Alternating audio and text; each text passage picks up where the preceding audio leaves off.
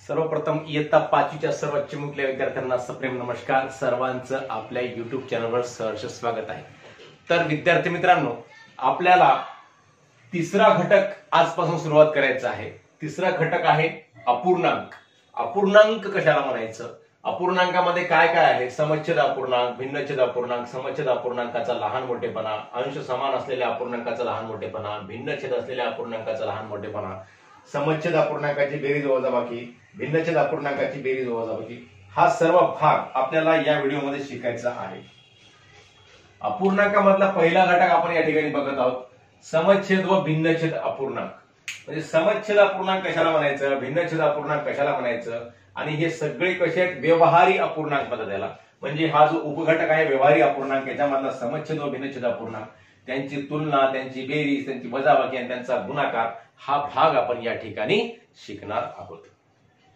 तर अपूर्णांक म्हणजे काय, जेव्हा कोणत्याही संख्येची मांडणी अंश आणि छेदाच्या रूपामध्ये केलेली असते तेव्हा त्या संख्येला म्हणायचं समच्छेद अपूर्णांक. आता इथं 2/3 आहे बघा, याला वरच्या संख्येला म्हणतात अंश आणि खालच्या संख्येला म्हणतात छेद.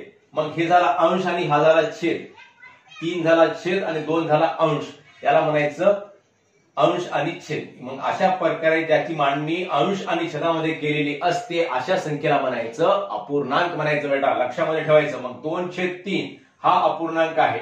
आणि दुसरा अपूर्णांक अजून एक मांडला मी 1/3, 5/3. तर या सर्वांचे छेद कसे आहेत, समान आहेत, सारखे आहेत. इथे 3 आहे, इथे 3 आहे, इथे 3 आहे, तीनही अपूर्णांकाचे छेद कसे आहेत, समान आहेत. मग अशा अपूर्णांकाला म्हणायचं समच्छेद अपूर्णांक.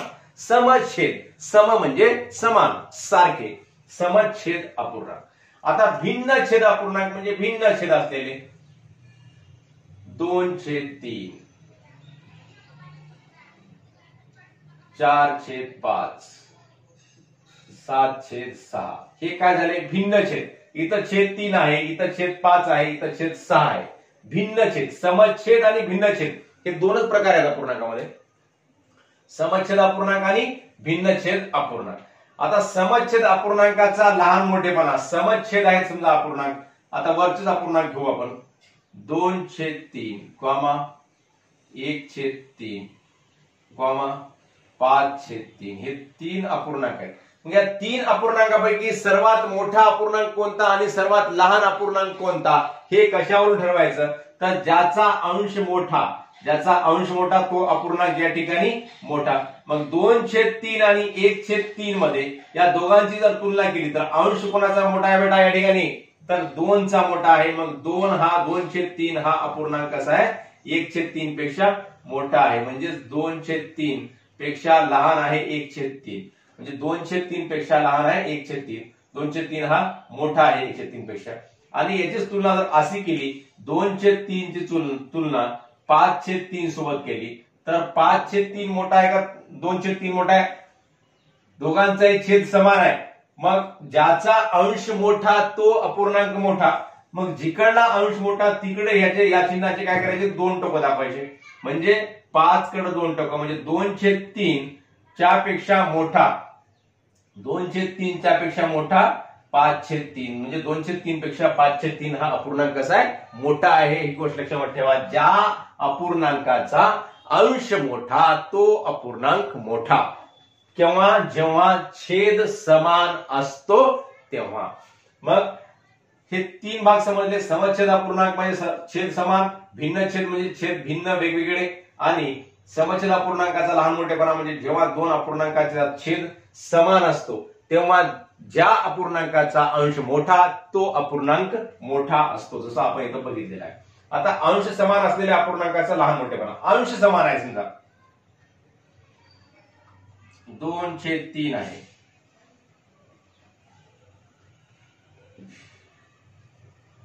2/4 आहे, 2/5 आहे. हे 3 अपूर्णांक आहेत. तिघांचेही अंश कसे आहेत, समान आहेत.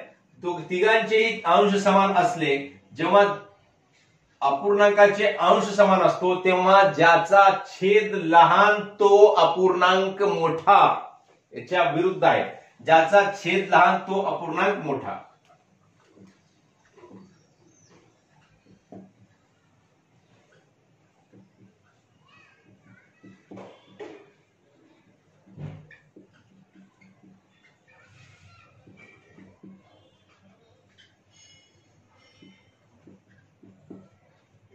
आणि इथं ज्याचा अंश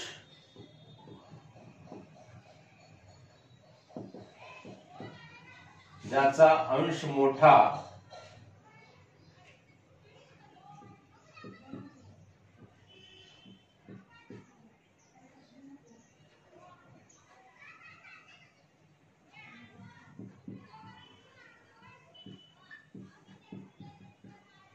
तो अपूर्णांक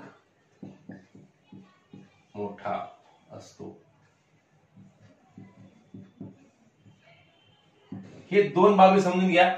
जेव्हा छेद समान असतो तेव्हा अंश मोठा राहिला की अपूर्णांक मोठा, तो अपूर्णांक मोठा असतो। समजा एक परीक्षा आहे तुमची 10 गुणांची, तर 10 गुणांच्या परीक्षेमध्ये योगेशला पडले 8 मार्क्स आणि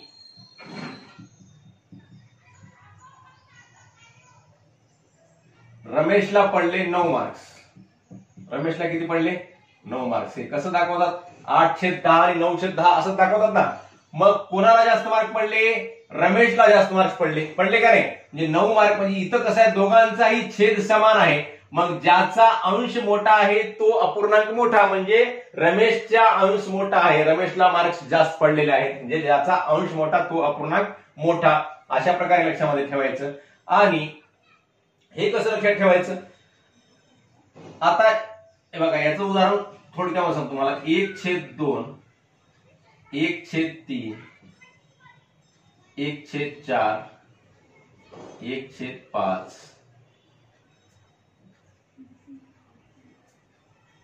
1/1 असं आहे। 5 अपूर्णांक मांडले या ठिकाणी। 1/1, 1/2, 1/3, 1/4, 1/5।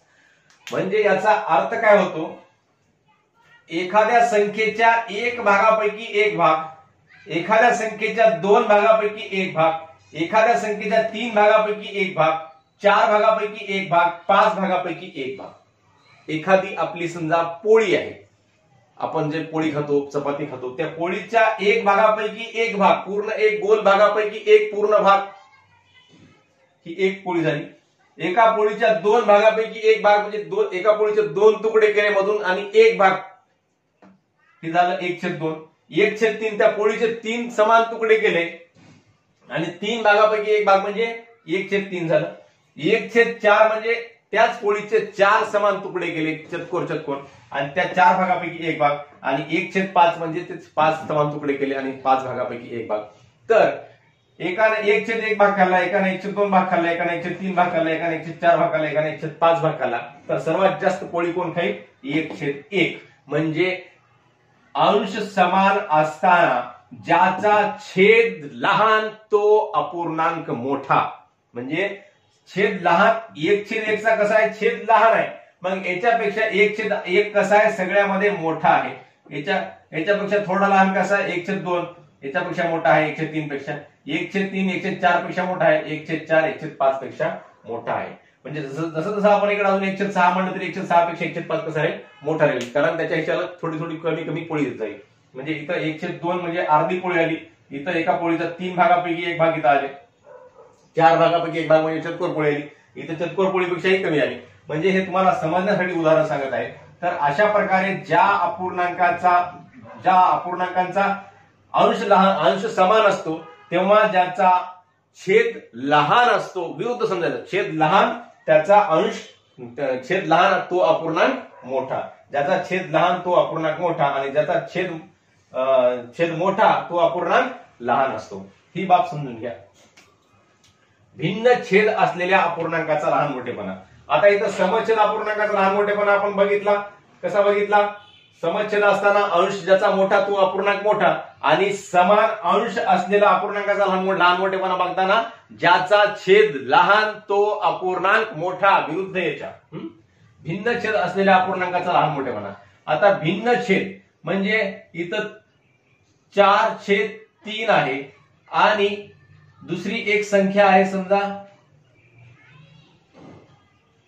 5/2 आहे। आता या दोन अपूर्णांकामध्ये कोणता अपूर्णांक लहान आहे, कोणता मोठा आहे? याच्यामध्ये छेदही समान नाही आणि अंशही समान नाही। मग अशा वेळेस काय करायचं मुलांनो? याच्यामध्ये लहान मोठेपणा ठरवण्यासाठी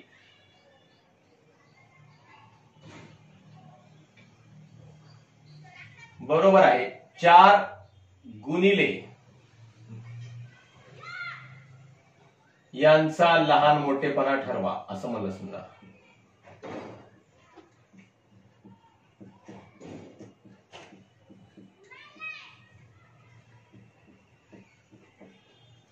मग यांचा काय करायचं, छेद समान करून घ्यायचा. छेद समान कसा करायचा, या पहिल्या अपूर्णांकाच्या छेदाला दुसऱ्याच्या छेदाला गुणायचा, दुसऱ्या अपूर्णांकाच्या छेदाला पहिल्याच्या छेदाला गुणायचं आणि यांचा छेद समान करायचा.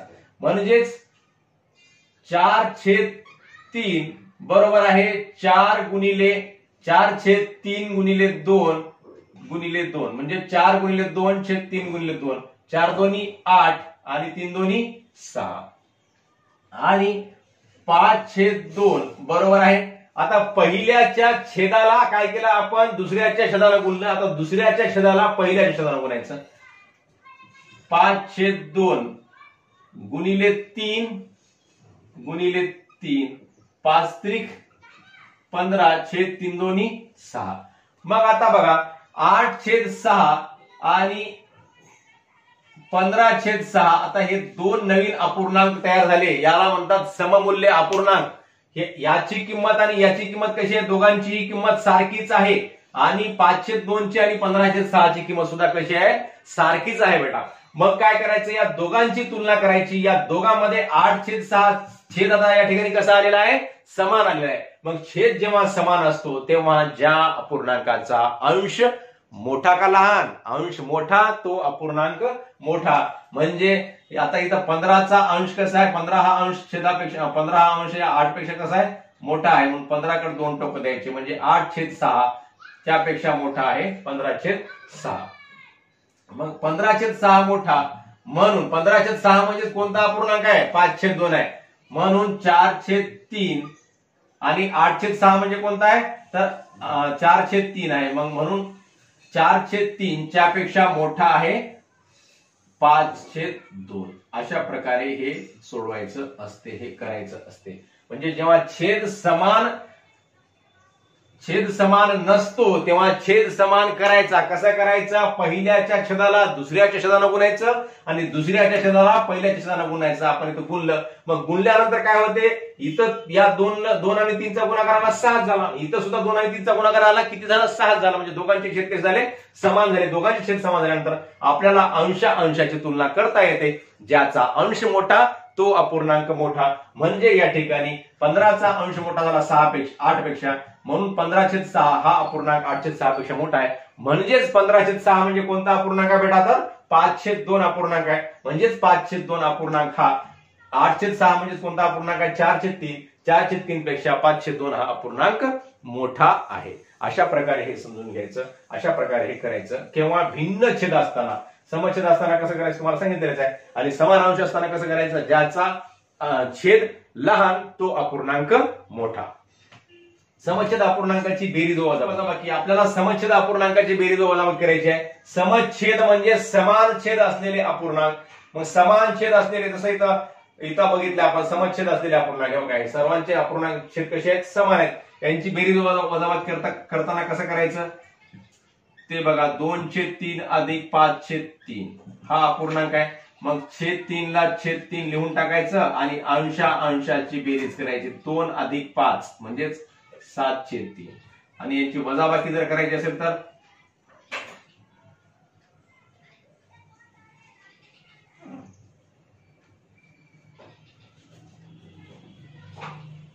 7/4 वजा 2/4 बरोबर आहे 7 वजा 2/4 बरोबर आहे 7 मधून 2 गेले 5/4. मुलांनो अतिशय सोपी आहे समछेद अपूर्णांकाची बेरीज वजाबाकी. समछेद म्हणजे समान छेद असलेले अपूर्णांक. समछेद अपूर्णांकाची या ठिकाणी बेरीज आहे. 2 समछेद अपूर्णांकामध्ये इथं बेरजेचं चिन्ह आहे, म्हणजे यांची काय आहे या ठिकाणी बेरीज करायची आहे. म्हणजे 2/3 आणि 5/3 या 2 अपूर्णांकाची बेरीज करायची. मग 2 ह्या 2 वेळेस 3 आहे, तर 2 3च्या ऐवजी 2 वेळेस 3च्या ऐवजी एकच 3 घ्यायचं. इथं छेदाछेदांची बेरीज करतात बरेच मुलं, असं करायचं नाही. 2 छेदापैकी 1 छेद घ्यायचा आणि अंशाची तेवढी बेरीज करायची. 2 अधिक 5/3 असं याचं वाचन होते. बरोबर आहे, 2 आणि 5 ची बेरीज होते 7. मग 7/3 ला 7/3 दुसरा इथं अपूर्णांकाची वजाबाकी 7/4 वजा 2/4 घेतलं, मग दोन्ही 4 पैकी एक 4 घेतलं आणि 7 मधून 2 गेले तर किती उरतात? 5 उरतात. अंशांशाची या ठिकाणी वजाबाकी करायची. खूप सोपा भाग आहे. फक्त समच्छेद अपूर्णांकामध्ये छेदाछेदाची बेरीज करायची आणि छेदाछेदाची वजाबाकी असेल तर छेदाछेदाची वजाबाकी करायची. हा भाग लक्षात ठेवा. आता भिन्नछेद अपूर्णांकाची बेरीज व वजाबाकी कशी करायची बघा.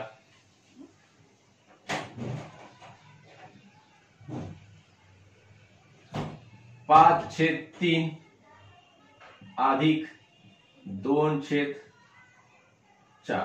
हा अपूर्णांक आहे. हे दोन अपूर्णांकात मग या दोघांची आपल्याला काय करायचे? बेरीज करायची. अशा वेळेस काय करायचं? पहिल्याचा अंश आणि दुसऱ्याचा छेद यांचा तिरकस गुणाकार 5/4 जे मध्ये चिन्ह आहे ते चिन्ह द्यायचं, अधिकचा अधिक 2/3 छेद खाली छेदाछेदाचा गुणाकार 3/4 बरोबर आहे. 5 चोक किती? 20 अधिक बेत्रिक किती? 6 छेद 3 चोक किती? 12. मग 20 आणि 6 किती? 26/12. अशा प्रकारे बेरीज करायची. कशी केली आपण? पहिल्या संख्येचा अंश, पहिल्या अपूर्णांकाचा अंश आणि दुसऱ्या अपूर्णांकाचा छेद याचा तिरकस गुणाकार केला मुलांनो. पहिल्यांदा तिरकस गुणाकार केला 5/4. मग नंतर या दोन अपूर्णांकामध्ये कोणतं चिन्ह आहे? या ठिकाणी बेरजेचं चिन्ह आहे बेटा. मग बेरजेचं चिन्ह आहे म्हणून 5/4 अधिक 2/3 दुसऱ्या अपूर्णांकाचा अंश आणि पहिल्या अपूर्णांकाचा छेद याचा सुद्धा तिरकस गुणाकार केला. पहिल्यांदा वरून खाली गेलं म्हणजे पहिल्याच्या अंशाकडून दुसऱ्या छेदाकडे गेलं, मग नंतर अधिकचं चिन्ह जसं तसं घेतलं, मग दुसऱ्याच्या अंशाकडून पहिल्याच्या छेदाकडे तिरकस गुणाकार केला. मग ह्या दोन तिरकस गुणाकारांची इथे गुणाकार केला तर 5 चोक 20 आलं, अधिकला अधिकचं चिन्ह आणि बेत्रिक 6, मग छेद 3 चोक 12 यांचा गुणाकार मात्र एकच वेळेस केला. मग 20 अधिक 6 26, 26/12. दुसरं समजा वजाबाकी आहे 7/4 वजा 3/5 बरोबर आहे. मग काय करायचं? पहिल्याचा अंश आणि दुसऱ्याचा छेद यांचा तिरकस गुणाकार 7/5 दोघांच्या मध्ये जे याच्यासारखीच क्रिया, फक्त बेरजेच्या ऐवजी काय होईल तर या ठिकाणी वजाबाकी होईल. 7/5 वजाला वजाचं चिन्ह 3/4 छेदाचं चिन्ह छेद 4/5 बरोबर आहे. 7/5 35 वजा 3 चोक 12 छेद 4/5 20. 7/5 35 इथे लिहिलं, वजाचं वजाला चिन्ह दिलं आणि 3 चोक 12 छेद 20. 35 मधून 12 वजा करायचे, 5 मधून 2 गेले 3 आणि 3 मधून 1 गेला 2, 23/20. तर अशा प्रकारे मुलांनो भिन्नछेद अपूर्णांकाची बेरीज व वजाबाकी आपण या ठिकाणी शिकलेला आहे. तर आपण काय काय शिकलं? समच्छेद अपूर्णांक म्हणजे ज्या अपूर्णांकाचे छेद समान असतात, अंश भिन्न राहू द्या, छेद समान असले की त्याला म्हणायचं समच्छेद अपूर्णांक. भिन्नछेद अपूर्णांक म्हणजे छेद भिन्न असले, छेद वेगवेगळे असले की त्याला म्हणायचं भिन्नछेद अपूर्णांक. आणि समच्छेद अपूर्णांकाची लहान मोठेपणा बघितला, जेव्हा छेद समान असतो तेव्हा ज्या अपूर्णांकाचा अंश मोठा तो अपूर्णांक मोठा. जसं आपण इथं उदाहरण बघितलं योगेश आणि रमेशचं उदाहरण, म्हणजे योगेशपेक्षा रमेशला जास्त मार्क पडले होते म्हणून रमेश कसा आहे? जास्त हुशार आहे योगेशपेक्षा, असं आपल्या या ठिकाणी दिसते. म्हणजेच कोण मोठा? ज्याचा अंश मोठा तो अपूर्णांक मोठा. केव्हा? जेव्हा छेद समान असतो तेव्हा. इथे सुद्धा बघितलं आपण 2/3 कसा आहे? 1/3 पेक्षा मोठा आहे. 2/3 इथं आहे, 5/3 इथं आहे, मग 2/3 पेक्षा 5/3 कसा आहे? या ठिकाणी मोठा आहे. जिकडे या चिन्हाचे दोन टोकं असतात तिकडचा अपूर्णांक मोठा आहे असा याचा अर्थ होतो. याचं वाचन कसं होते? 2/3 पेक्षा लहान आहे 1/3 आणि 2/3 पेक्षा मोठा आहे 5/3. ज्याचा अंश मोठा तो अपूर्णांक मोठा असतो. अंश समान असलेल्या अपूर्णांकाचा लहान मोठेपणा हे समजून घ्या. याच्यामध्ये विरुद्ध असते, याच्या म्हणजे अंश समान आहे, या सर्व अपूर्णांकाचा अंश समान आहे, पण ज्याचा छेद लहान तो अपूर्णांक मोठा. जेव्हा अंश समान असतो तेव्हा काय असते? ज्या अपूर्णांकाचा छेद लहान असतो तोच अपूर्णांक मोठा असतो आणि ज्याचा छेद मोठा असतो तो अपूर्णांक लहान असतो. हा भाग समजून घ्या. भिन्न छेद असलेल्या अपूर्णांकाचा लहान मोठेपणा. भिन्न छेद जेव्हा असतो तिथं 4/3 आणि 5/2 यांचा लहान मोठेपणा ठरवायचा आहे. मग अशा वेळेस काय करावं लागते? छेद समान करून घ्यावं लागते. छेद समान करण्यासाठी काय करायचं? पहिल्याच्या छेदाला दुसऱ्याच्या छेदानं गुणायचं, म्हणजेच पहिल्या अपूर्णांकाला पूर्ण दुसऱ्या छेदानं गुणायचं आणि दुसऱ्या पूर्ण अपूर्णांकाला पहिल्याच्या छेदानं गुणायचं. म्हणजे 4/3चं रूपांतर कशामध्ये झालं? 8/6 मध्ये झालं आणि 5/2चं रूपांतर कशामध्ये झालं? तर 15/6 मध्ये झालं. कशामुळं? 3 न गुणल्यामुळं. मग 8/6 आणि 15/6 यांची तुलना केल्यानंतर आपल्याला असं आढळते की दोघांचे छेद कसे आहेत? समान आहेत. मग ज्या अपूर्णांकाचा अंश मोठा तो अपूर्णांक मोठा, म्हणजे 8/6 पेक्षा 15/6 कसा आहे? मोठा आहे. 15/6 मोठा आहे म्हणजेच 15/6 कोण आहे? 15/6 5/2च आहे. हे दोन अपूर्णांक कसे आहेत? सममूल्य अपूर्णांक आहेत. याला सममूल्य म्हणजे याची किंमत सारखी आहे. याची किंमत दोन्ही अपूर्णांकाची किंमत कशी आहे? सारखी आहे. मग 5/2 म्हणजे 15/6 आणि 8/6 म्हणजे 4/3 म्हणजे 4/3 पेक्षा 5/2 हा अपूर्णांक कसा आहे? मोठा आहे. हा भाग समजून घ्यायचा. म्हणजे एका अपूर्णांकाला दुसऱ्याच्या छेदानं आणि दुसऱ्या अपूर्णांकाला पहिल्या छेदानं गुणायचं आणि समच्छेद करायचे आणि समच्छेद केल्यानंतर आपल्याला तुलना करणं सोपं जाते, सहज होते. मग समच्छेद अपूर्णांकाची बेरीज व वजाबाकी. छेद समान असताना बेरीज कशी करायची? फक्त अंशांशाची बेरीज करायची आणि वजाबाकी असेल तर फक्त अंशांशाची वजाबाकी करायची. आणि छेद जशाला तसा एकच वेळेस लिहायचा, 2 वेळेस लिहायचा नाही. 2 वेळेस लिहिलं म्हणजे चुकते. आता पुढचा भाग भिन्न छेद अपूर्णांकाची बेरीज व वजाबाकी. अपूर्णांकाचा छेद भिन्न आहे म्हणजे वेगळा आहे. अशा वेळेस बेरीज व वजाबाकी कशी करायची? तर पहिल्या अपूर्णांकाला दुसऱ्याच्या छेदानं गुणायचं. पहिल्याच्या अंशाला दुसऱ्याच्या छेदानं गुणायचं. 5ला 4 न गुणलं, पहिल्याच्या अंशाला दुसऱ्या छेदानं गुणलं, दोघांच्या मध्ये जे चिन्ह आहे ते चिन्ह दिलं, नंतर दुसऱ्याच्या अंशाला पहिल्या छेदानं गुणलं, मग 5x4 अधिक 2x3 इथं मग छेदाचं चिन्ह दिलं आणि छेदाच्या गुणाकार केला. स्पष्ट गोष्ट आहे. पहिल्याचा अंश आणि दुसऱ्याचा छेद हा गुणाकार पहिल्यांदा करायचा. नंतर मध्ये जे बेरजेचं चिन्ह असेल तर बेरजेचं चिन्ह द्यायचं, वजाबाकी चिन्ह असेल तर वजाबाकी चिन्ह द्यायचं. या दोन्ही मध्ये फरक काय केला आपण? काहीच केला नाही. फक्त चिन्हाचा फरक. इथं अधिकचं चिन्ह आहे, इथं वजाबाकी चिन्ह आहे. बाकी सर्व क्रिया सारखीच आहे. मग 5x4 अधिक 2x3 छेदाचं चिन्ह खाली 3x4 म्हणजे छेदाचा गुणाकार. 5×20 अधिक 6 छेद 12 म्हणजे 20 आणि 6 26/12. अशा प्रकारे भिन्न छेद अपूर्णांकाची बेरीज वजाबाकी सुद्धा आपल्याला करता येते. लागलीच आपण पुढचा भाग याच्यातला बघूयात.